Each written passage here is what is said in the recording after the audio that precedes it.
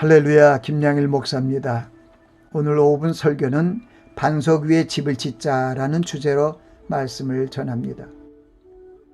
주님께서 반석 위에 집을 짓는 자를 지혜로운 자라고 말씀하시며, 반석 위에 지은 집은 주님의 말씀을 듣고 행하는 자가 짓게 된다고 말씀하셨습니다. 그 집이 비가 내리고 창수가 나고 바람이 불어도 요동치 않고 무너지지 않는 것은 그 집의 주처를 반석 위에 놓은 연고라고 말씀하셨습니다. 반대로 반석 위에 집을 지은 지혜로운 사람의 이야기를 주님으로부터 듣고도 그 말씀대로 행치 않고 오히려 세상의 지혜를 쫓으면 모래 위에 집을 짓게 된다고 가르치셨습니다. 이 모래 위에 지은 집은 비가 내리고 창수가 나고 바람이 불어 그 집을 강타하면 심하게 무너지게 된다고 말씀하셨습니다. 성경은 하나님의 언약을 지키며 하나님의 법도를 기억하여 행하는 자를 하나님을 경외하는 자라고 말씀하십니다. 이 말씀은 반석 위에 집을 짓는 것이 하나님을 경외하는 지혜로운 길임을 알게 합니다. 반대로 모래 위에 집을 짓게 된다는 것은 이 세상의 것들을 사랑하고 육체의 정욕을 따라 살아가는 미련한 길임을 알 수 있습니다. 주님이 이 말씀을 하시기 전에 하신 말씀들을 상고해 보면 반석 위에 집을 지은 자는 좋은 나무로 아름다운 열매를 맺는 자를 말합니다. 반대로 모래 위에 집을 지은 자는 못된 나무로 나쁜 열매를 맺는 자를 말합니다. 그러므로 신자들은 거짓 선지자들을 삼가고 그들의 말을 듣지 말고 오직 주님의 말씀을 듣고 행하는 지혜로운 자가 되어야 할 것입니다. 우리가 좋은 나무가 되어 아름다운 열매를 맺으면 천국에 들어갈 수 있고, 또한 지혜가 있어 반석 위에 집을 지으면 천국에 들어갈 수 있습니다. 이것은 우리에게 천국에 들어가는 영혼의 구원을 말하는 것입니다.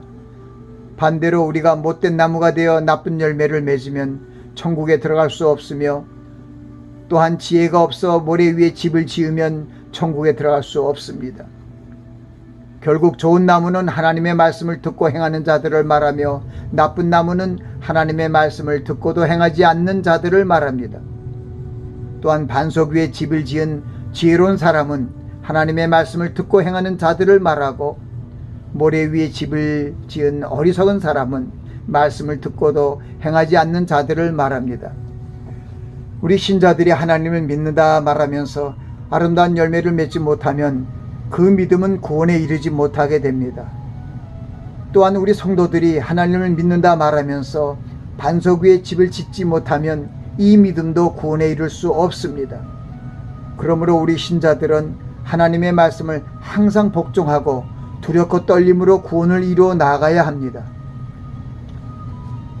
구원은 죄악이 물든 세상으로부터 구출되어 하나님을 믿는 자가 되었음을 말하는 것으로, 죄와 사망의 법에서 해방된 구속을 말하는 것입니다.